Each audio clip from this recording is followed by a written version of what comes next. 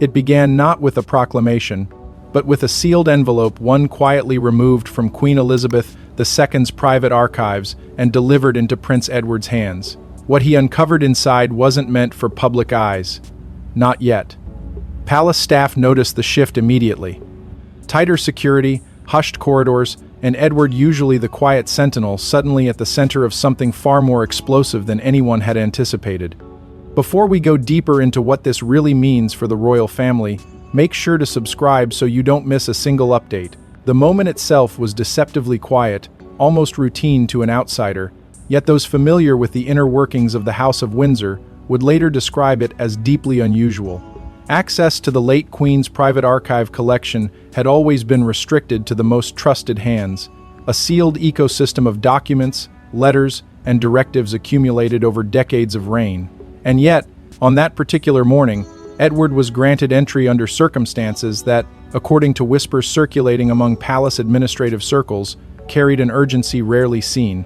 Reports suggest the request came not from Edward himself, but through a channel tied directly to posthumous instructions left behind by the Queen's instructions that had remained dormant until this precise moment in time. What he found was not simply another document among many. It was an envelope, meticulously sealed and marked with a designation that insiders later described as final authority. The phrasing alone was enough to unsettle those who caught even a glimpse of it. Different interpretations of this discovery suggest that the envelope carried not just personal notes, but structured directives carefully worded, legally anchored, and intended to be opened only under conditions that had now, somehow, been met. And that realization, more than anything else, sent a quiet but undeniable ripple through the palace. Almost immediately, the atmosphere began to shift. Corridors that once echoed with routine exchanges fell into measured silence. Staff movements were no longer casual but monitored, with access points quietly restricted and long-standing protocols tightened without public explanation. Palace administrative streams, ranging from security log adjustments to internal communications, hinted at a coordinated effort to contain information. Those familiar with the inner workings described it as a soft lockdown not visible to the public, but unmistakable to those within. Something had changed, and everyone could feel it, even if no one dared to say it aloud. Senior aides, often the steady backbone of royal operations, were reportedly among the first to react. Insiders whisper that internal briefings were conducted behind closed doors, their tone far more serious than usual. There were no dramatic announcements, no sweeping declarations, only quiet conversations, exchanged glances, and an undercurrent of unease that refused to dissipate. Some described the mood as unsettled, others as anticipatory, but all agreed on one thing. Whatever Edward had uncovered carried weight far beyond a routine archival discovery. And at the center of it all stood Edward himself, a figure long known for his discretion and measured presence. Yet those who observed him in the hours and days that followed noted a distinct shift. The quiet sentinel had become something else, focused, deliberate, and, in subtle ways, transformed. His usual calm demeanor remained intact, but beneath it lay a sense of purpose that was impossible to ignore. Reports from palace insiders suggest he began consulting with select advisors almost immediately, his movements precise, his conversations guarded. It was not panic that drove him, but something far more calculated, a recognition of responsibility that had suddenly, irrevocably fallen into his hands. As whispers began to circulate beyond the palace walls, media insiders started to piece together fragments of the story. There were no confirmations, no official statements, only subtle hints that something significant was unfolding behind the scenes. Those familiar with royal inheritance structures speculated that the discovery could have implications reaching far into the future, touching on questions of legacy, authority, and control. Yet without concrete details, the narrative remained just out of reach, close enough to sense, but too distant to fully grasp. And that uncertainty only deepened the intrigue. Because if this had been a routine matter, it would have followed familiar patterns: briefings, controlled disclosures, a gradual easing of tension. But this was different. The secrecy was tighter, the responses more restrained, the silence more deliberate. It was as if the palace itself was holding its breath, waiting for something to unfold, something that had been set in motion long before this moment. And as Edward continued to navigate the weight of what he had uncovered, one truth began to take shape among those watching closely. This was not just about a document, nor even about the immediate implications it might carry. It was about something far larger, a system, a safeguard, a carefully constructed mechanism designed to activate when the time was right. But what lay inside that archive wasn't just a document, it was a carefully constructed safeguard designed to activate only under the most extraordinary circumstances. Long before the present crisis, Queen Elizabeth II had been quietly building something far more enduring than tradition, a hidden architecture of control, encoded within documents few even knew existed. To the public, her reign appeared defined by continuity, by ritual, by an almost unbreakable sense of stability. But those familiar with the deeper rhythms of the monarchy often suggest there was another layer entirely, one that operated beyond ceremony, beyond the daily red boxes, beyond even the formal machinery of government. Reports suggest that throughout her 70-year reign, the Queen maintained a parallel system of private directives, carefully drafted and quietly preserved, designed not for immediate use, but for moments of uncertainty. These were not casual notes or personal reflections. They were structured, deliberate, and, according to insiders, legally aware in ways that blurred the line between tradition and authority. The existence of such documents was never officially confirmed, yet it was never entirely denied either. Palace administrative streams, echoed in commentary from figures like Robert Hardman and Ingrid Seward, have long hinted at sealed letters and contingency decrees, materials that existed outside the standard archival record. These were often described in hushed terms as final instructions, a phrase that carried both weight and ambiguity. What made them so significant was not just their content, but their intent. They were not written for the present. They were written for a future the Queen could not control directly, but could still influence through foresight. There is, of course, historical precedent for such actions. Monarchs have always sought ways to safeguard their legacy, to ensure that succession, assets, and authority were protected from both external pressures and internal fractures. From the carefully orchestrated transitions of the Victorian era to the quiet legal maneuvers that shaped the modern constitutional monarchy, there has always been an understanding that power, once handed down, must also be shielded. But what sets this apart, according to those familiar with the structure of these archives, is the scale and precision involved. This was not a single document or a handful of letters. It was, as insiders describe it, a layered system, decades of strategic planning woven together into a framework that could respond to situations as they unfolded. And within that framework lay something even more striking. Sources close to the palace suggest that these directives were not only designed to protect the crown from external threats, political instability, public pressure, shifting societal expectations, but also from internal vulnerabilities. The idea itself is unsettling, yet not entirely surprising. The monarchy, for all its public unity, has always contained within it competing interests, differing visions, and, at times, quiet tensions that rarely surface beyond closed doors. If the Queen anticipated those tensions, it would not have been out of mistrust, but out of an understanding shaped by decades of experience. She had seen enough to know that the greatest risks often came not from outside forces, but from within. It is within this context that Prince Edward's role begins to take on a new level of significance.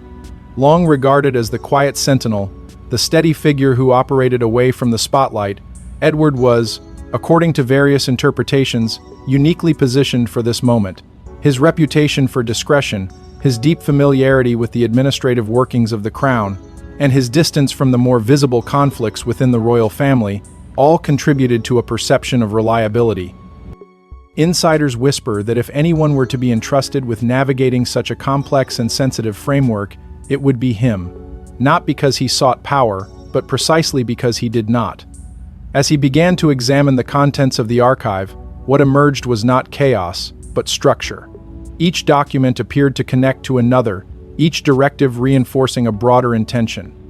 It was less a collection of isolated instructions and more a cohesive system, one that required careful interpretation, precise handling, and, above all, an understanding of the balance between authority and restraint. And that balance, as Edward would soon realize, was far more delicate than it first appeared, because within those pages, hidden among legal phrasing and carefully chosen words, there were patterns, recurring references, subtle alignments, and, perhaps most striking of all, indications that certain scenarios had been anticipated with remarkable clarity. It was not just about what might happen, but who might be involved when it did. And as Edward continued to decode the layers of meaning embedded within those documents, one realization began to take hold, a realization that shifted the entire weight of what he had uncovered. And as Edward began decoding those instructions, one name reportedly surfaced again and again, raising questions no one inside the palace wanted to confront. It wasn't the existence of the document that shocked the palace, it was the name embedded within it, tied to a clause so specific, so deliberate, it could only have been written with foresight bordering on prophecy. By the time Prince Edward reached that portion of the archive, the weight of what he was reading had already begun to settle in. The layered directives, the careful phrasing, the quiet authority of each line, it all pointed to something meticulously planned. But this was different. This was not structure. This was targeting. Reports suggest that within the document, a specific individual, or perhaps a closely aligned faction, was referenced in a way that left little room for ambiguity. The language did not accuse. It did not condemn. Instead, it anticipated. It outlined conditions, scenarios, and consequences with a precision that insiders would later describe as deeply unsettling, not because of what it said outright, but because of what it implied. Those familiar with the inner workings of royal inheritance structures began to interpret the clause as something far more significant than a precaution.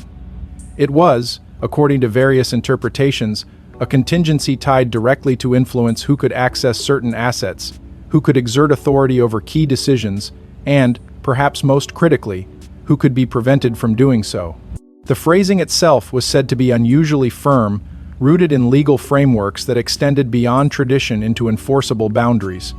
This was not symbolic language. It was functional. It carried weight. Insiders whisper that the clause appeared to revolve around inheritance, not in the simple sense of titles or wealth, but in terms of control over the mechanisms that sustain the monarchy itself. Estates, trusts, internal permission structures that, while rarely discussed publicly, form the backbone of royal continuity. And within those structures, the document seemed to introduce a condition, a trigger point at which authority could be limited, redirected, or even overridden. It was, in essence, a safeguard, but one that only made sense if the risk it addressed had been clearly identified long in advance. The reaction within the palace was immediate, though carefully contained. Senior aides, often composed even under pressure, were reportedly unsettled by the implications.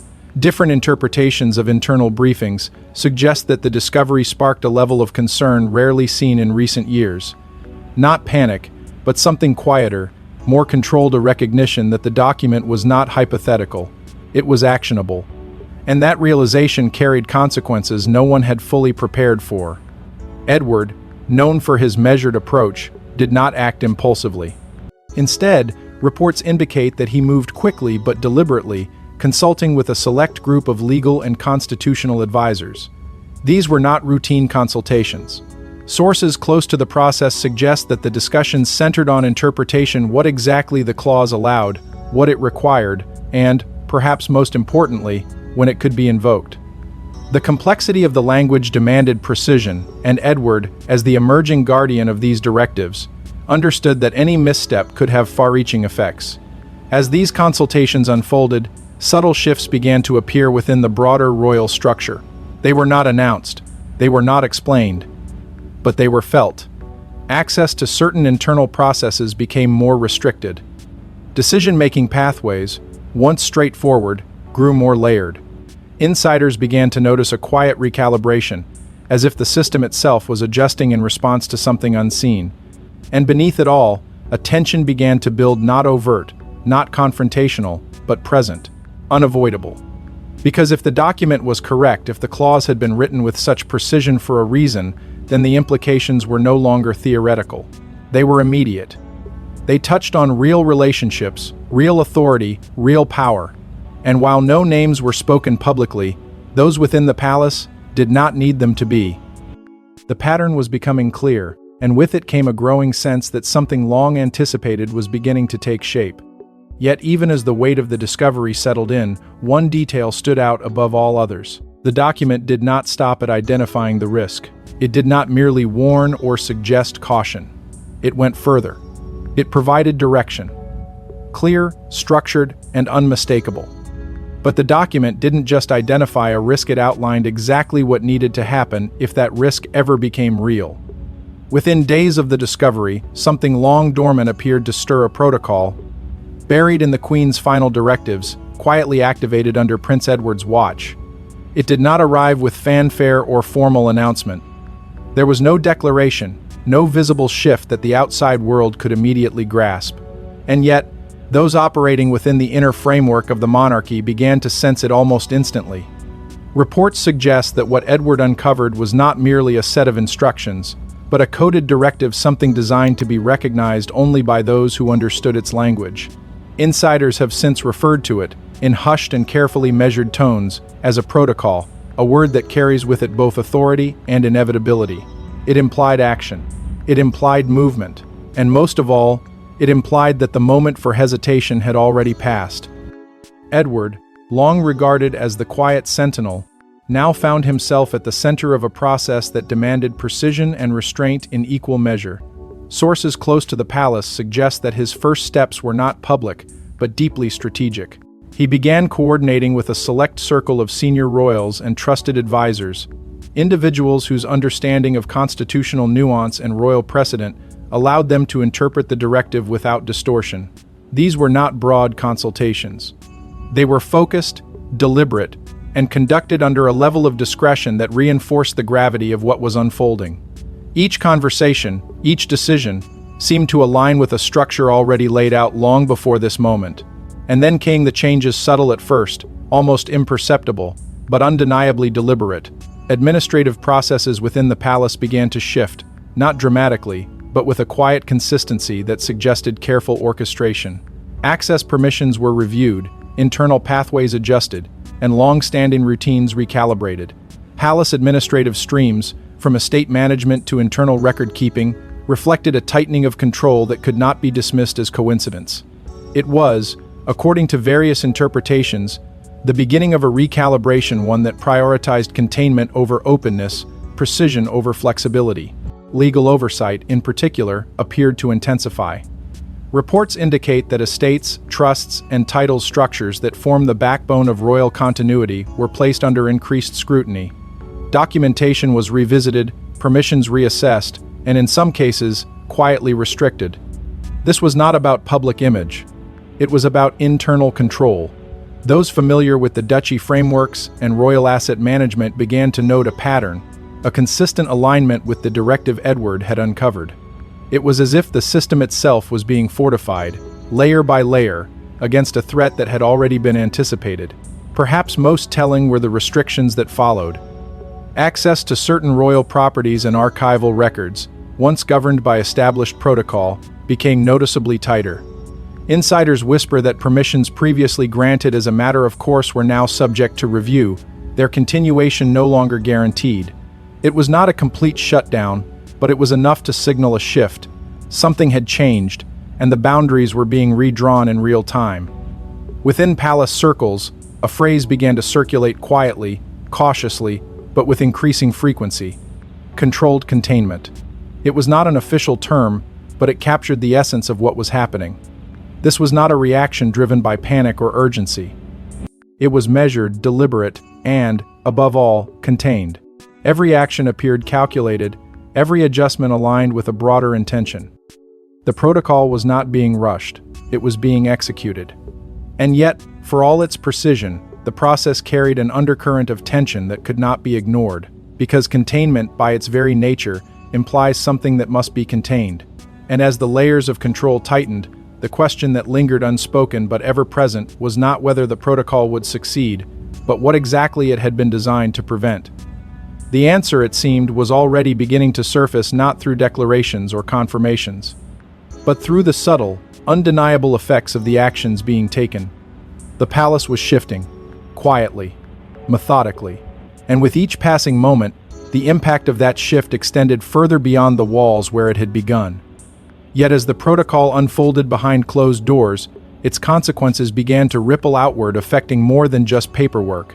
Reactions inside the palace were swift but far from unified. What Prince Edward had uncovered didn't just trigger action, it exposed fault lines that had been quietly widening for years. At first, the response was measured, almost restrained, as if those closest to the center of power were carefully weighing not just what had been revealed, but what it would demand of them. Reports suggest that among senior royals, there was no single consensus, only a spectrum of reactions that reflected deeper divisions long held beneath the surface. Some, according to insiders, viewed the activation of the protocol as necessary, even overdue. A decisive step aligned with the late Queen Elizabeth II's enduring philosophy of duty above all else. Others, however, were said to be more cautious, their concerns rooted not in opposition, but in the potential consequences of enforcing directives that could reshape internal relationships in ways that might never fully recover. And then there were those who resisted not openly, not in ways that could be easily documented, but through hesitation, through quiet questioning, through an unmistakable reluctance to fully embrace what was unfolding. Different interpretations of these reactions suggest that the tension was not simply about the protocol itself, but about what it represented. Because to follow it meant accepting that the Queen had anticipated not just external threats, but internal fractures. And that realization carried a weight few were prepared to confront directly. At the center of this growing complexity stood King Charles III, a figure already navigating the immense pressures of leadership under circumstances described by many as deeply challenging.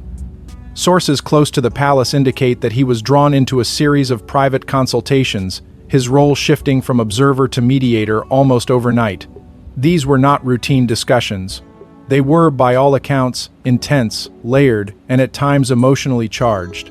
Charles, long known for his desire to maintain unity within the family, now faced a situation where unity and enforcement seemed to stand in quiet opposition.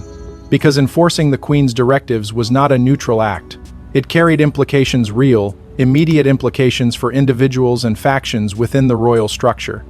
Insiders whisper that certain figures, though never publicly named, began to feel the effects of the measures almost immediately. Access changed. Influence shifted. Long-standing assumptions about authority were quietly, but unmistakably, challenged. It was not a dramatic upheaval, but a recalibration, one that placed pressure on relationships that had already been strained by years of unspoken tension. Beyond the palace walls, the first signs of this internal shift began to surface in subtle ways. Media insiders, particularly those with long-standing royal connections, started to notice changes in tone, in access, in the carefully managed rhythm of public appearances.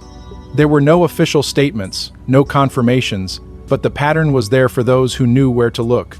Reports began to hint at a recalibration within the monarchy, a quiet restructuring that suggested something significant was unfolding behind closed doors.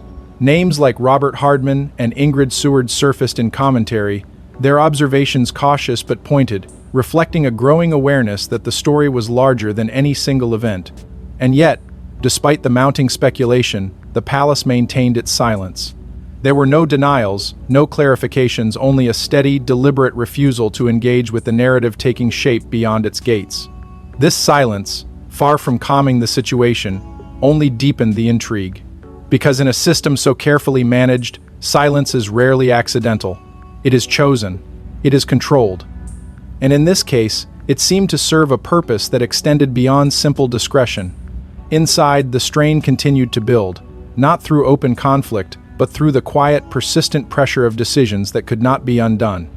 Each step taken under the protocol carried consequences, and each consequence brought the underlying tensions closer to the surface. The palace, for all its composure, was being tested not just in its ability to act, but in its ability to remain whole while doing so. And as those within its walls grappled with the weight of what had been set in motion, one realization began to settle in with undeniable clarity. This was not a sudden crisis. It was not an unforeseen challenge. It was something that had been anticipated, prepared for, and ultimately designed to unfold in precisely this way. And as the palace struggled to maintain its composure, one truth became impossible to ignore: the Queen had anticipated this moment with chilling precision. At the heart of the archive lay what insiders now describe as the legacy clause, a final safeguard that redefined not just authority, but the very meaning of duty within the monarchy. By the time this clause emerged in full, those closest to the situation understood that everything uncovered so far had been leading to this single point. Reports suggest that the language within it was unlike anything typically associated with ceremonial royal documents. It did not speak in broad tradition or symbolic reassurance. Instead, it was precise, deliberate, and anchored in a principle that had quietly defined Queen Elizabeth II's reign for decades: the idea that the crown exists beyond the individual, beyond personal ambition, beyond even family ties. It was not merely a statement of intent. It was a directive, designed to protect the integrity of the institution at all costs.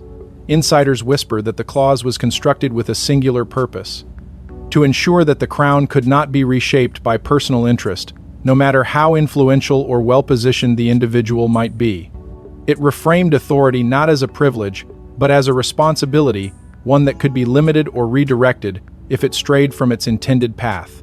The wording, according to various interpretations, carried an unmistakable weight. It emphasized duty over desire, obligation over entitlement, and continuity over disruption.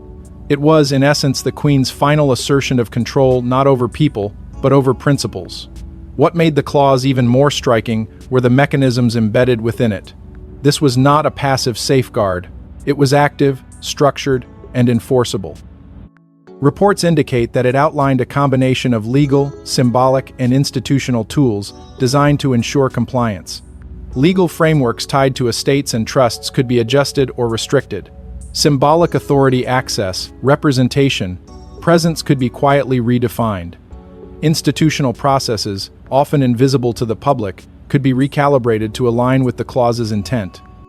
It was a system that operated on multiple levels, each reinforcing the other, creating a network of control that was both subtle and unyielding. And at the center of this system stood Prince Edward, now positioned not just as the discoverer of the clause, but as its executor. Those familiar with the palace's internal dynamics suggest that his role had evolved into something far more significant than anyone had anticipated. He was no longer simply interpreting the Queen's directives, he was ensuring they were honored. This required more than discretion. It required resolve. Every decision he made, every consultation he initiated, carried the weight of a legacy that could not be compromised. As the clause began to influence actions within the palace, its presence reshaped the narrative surrounding the tensions that had been quietly building. What once appeared as isolated disagreements or competing interests now took on a different meaning. They were not anomalies. They were variables within a larger design factors the Queen had anticipated and accounted for long before they fully emerged. This realization, according to insiders, was both clarifying and unsettling. It suggested that the current moment was not a deviation from stability, but a planned correction, a recalibration built into the system itself. Gradually, a broader recognition began to take hold. The Queen's long-term vision, once understood primarily through her public actions and measured words, revealed itself in a new light. It was not just about maintaining tradition. It was about safeguarding the structure that allowed that tradition to endure. And in doing so, she had created something that extended beyond her lifetime, a framework capable of guiding the monarchy through moments of uncertainty without losing its core identity. But with that recognition came an unavoidable truth. Because a system designed to enforce principles at such a fundamental level does not operate without consequence. It demands alignment. It requires choices. And those choices inevitably carry a cost, one that would not be measured in documents or directives, but in relationships, loyalties, and the delicate balance that holds the entire structure together. But implementing that vision would come at a cost, one that would test loyalties across the entire royal structure. For all its precision, the Queen's plan demanded one crucial condition: silence. And in that silence, relationships strained, alliances shifted, and questions lingered without answers. What had begun as a controlled and deliberate response now settled into something heavier, more complex, and far more personal. Reports suggest that the burden placed on Prince Edward was unlike anything he had faced before, not because of the decisions alone, but because of what those decisions required him to withhold. The directives were clear, the structure firmly in place, yet the execution demanded restraint at every level. He could not explain. He could not justify. He could only act. And in doing so, he carried a responsibility that extended beyond policy into the fragile space of trust within the royal family itself. Insiders whisper that this silence was not passive, it was active, enforced, and at times deeply isolating. Senior royals, drawn into the orbit of the protocol, found themselves navigating conversations that could never be fully spoken aloud. There were meetings where meaning was implied rather than expressed, decisions understood but not openly acknowledged. The emotional toll of such an environment, according to those familiar with the situation, began to surface in subtle but unmistakable ways. It was not confrontation that defined this period, but distance. A quiet, growing distance that reshaped interactions and altered long-standing dynamics. The political weight of the situation added another layer of complexity, because enforcing unseen directives, particularly those tied to authority and influence, inevitably creates tension. Some, reports suggest, accepted the necessity of the silence, viewing it as an extension of duty, a continuation of the principles that had long defined the monarchy. Others, however, struggled with it. Not out of defiance, but out of the inherent difficulty of reconciling personal relationships with institutional obligation. The contrast was stark. On one side, the unwavering demand for continuity. On the other, the human cost of maintaining it. Beyond the palace, the silence did not go unnoticed. Media insiders and seasoned royal watchers began to sense that something was unfolding beneath the surface. The usual rhythm of information, carefully timed releases, measured responses, controlled narratives felt disrupted.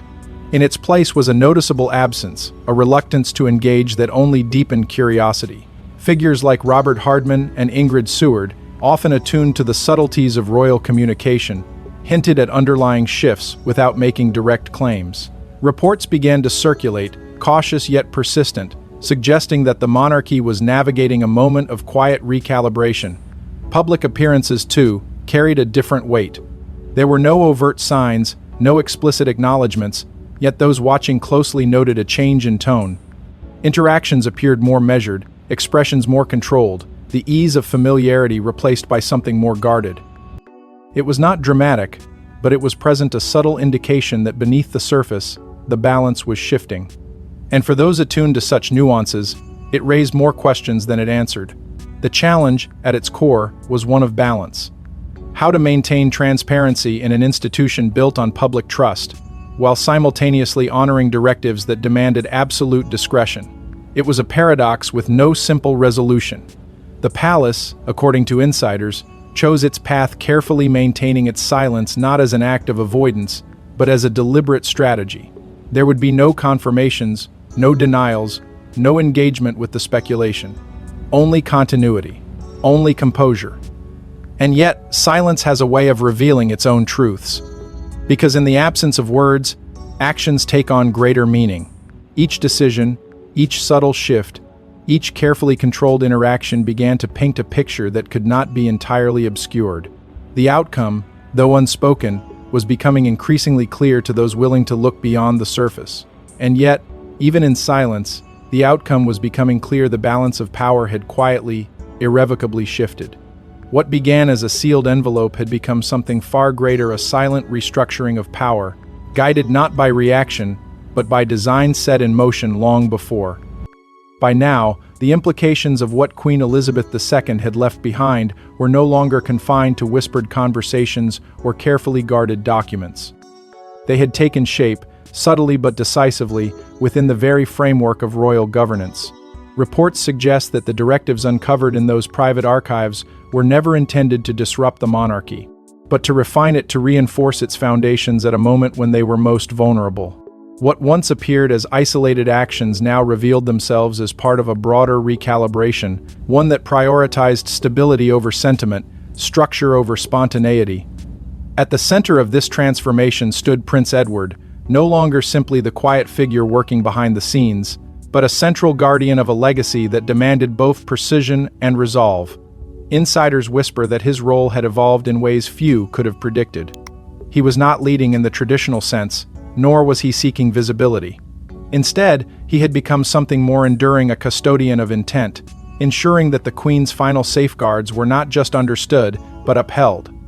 Every decision he touched carried the weight of continuity, a steady hand guiding a system that could not afford missteps. What this process ultimately reinforced was a principle long embedded within the monarchy, yet rarely tested so directly. The institution must always stand above the individual. Personal ambition, no matter how compelling, could not be allowed to reshape the structure that defined it. Reports indicate that this shift, though quiet, had a profound effect. Authority became more deliberate, access more measured, influence more carefully aligned with responsibility. It was not a visible transformation, but it was a real one felt within the corridors of power, even if never openly acknowledged. The monarchy itself began to reflect this change. Its operations, according to those familiar with its inner workings, grew more controlled, more precise, more attuned to the balance between tradition and adaptation. The unpredictability that once lingered at the edges of its structure gave way to a renewed sense of direction. It was not rigidity, but clarity. Not resistance to change, but a recalibration of how change would be managed. And at the heart of it all remained the quiet influence of a queen who had anticipated far more than she ever revealed. Because this, as it became increasingly clear, was never a crisis in the traditional sense. It was not a sudden disruption or an unforeseen challenge. It was a moment that had been accounted for, prepared for, and ultimately guided by a vision that extended beyond any single lifetime. The tensions, the silence, the carefully executed decisions, all of it formed part of a larger design. A correction, not a collapse. A strengthening, not a fracture. And perhaps that is what gives this story its lasting weight. Not the secrecy, not the speculation, but the realization that the monarchy, for all its outward permanence, is sustained by choices made in moments few ever see. Choices that demand sacrifice, restraint, and an unwavering commitment to something greater than the self. In that sense, the legacy left behind was not just one of authority, but of responsibility, a reminder that the crown endures not because it avoids challenges, but because it is prepared for them. Because in the end, the crown was never left unguarded, it was simply waiting for the right moment to remind everyone that legacy is not inherited lightly, but protected at all costs. Thanks for watching. Please don't forget to like and subscribe, and we will see you in the next one.